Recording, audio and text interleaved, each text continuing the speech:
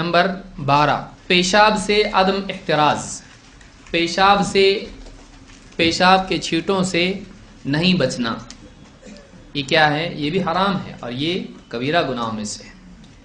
ابن عباس رضی اللہ تعالیٰ عنہ فرماتے ہیں مر رسول اللہ صلی اللہ علیہ وسلم علی قبرین، اللہ کے رسول صلی اللہ علیہ وسلم کا گزر دو قبروں پر ہوا، دو قبروں کے پاس سے آپ گزرے۔ فقال انہما لیعذبان، آپ نے کہا کہ ان دونوں کو عذاب دیا جا رہا ہے۔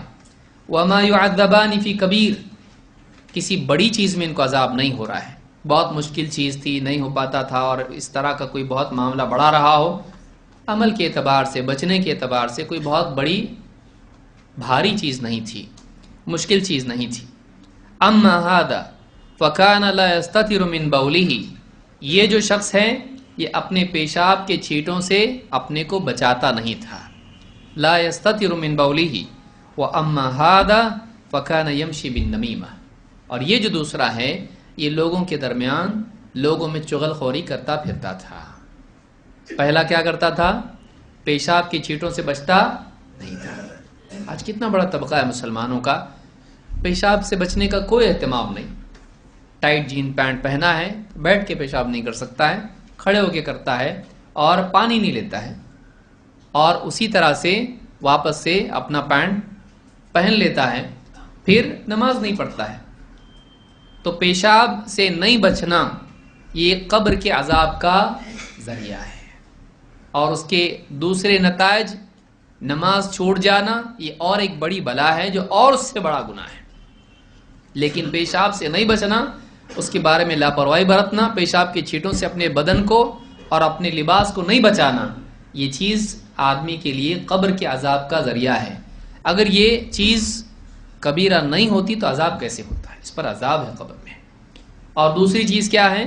فکان یمشی بالنمیمہ، چغل خوری کیا ہے؟ نمیمہ کس کو کہتے ہیں؟ ایک آدمی کی بات دوسرے میں بیان کرنا تاکہ دونوں میں جھگڑا واقع ہو، ایسی بات بیان کرنا جس سے دو لوگوں میں جھگڑا پیدا ہو، دوری ہو، تعلق ٹوٹے، ایسی بات بیان کرنا یہ نمیمہ ہے۔ کہا کہ یہ آدمی لوگوں میں چغل خوری کرتا پھرتا تھا، یعنی لوگوں کو باہم لڑاتا تھا۔ یہ بخاری اور مسلم کی حدیث سے اس سے معلوم ہوتا ہے کہ پیشاب کے چھینٹوں سے بچنا واجب ہے، اگر یہ نہیں کرتا ہے تو یہ آدمی قبر کے عذاب میں مبتلا ہوتا ہے۔ دارقطنی کی ایک روایت میں مزید یہ بات آئی ہے، نبی اکرم صلی اللہ علیہ وسلم فرماتے ہیں تنزہوا من البول فإن عامة عذاب القبر منه، پیشاب سے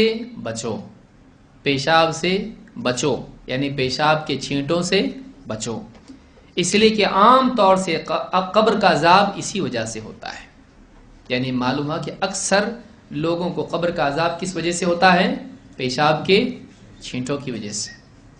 اور آج دیکھیں گے کہ امت کا ایک بڑا طبقہ ہے جو اس چیز کے بارے میں لاپرواہ ہے کہ وہ پیشاب سے بچتا نہیں ہے، اور اپنی زینت کو باقی رکھنے کے لیے اچھے کپڑے پہننا ہے، ٹائٹ جینز پہننا ہے، اترتی نہیں ہو، پہننے کے لیے اس کو طاقت چاہیے، اتارنے کے لیے اس کو طاقت چاہیے۔ کون بولا آپ کو اس طرح سے کرنے کے لیے؟ بھائی کیوں تکلیف؟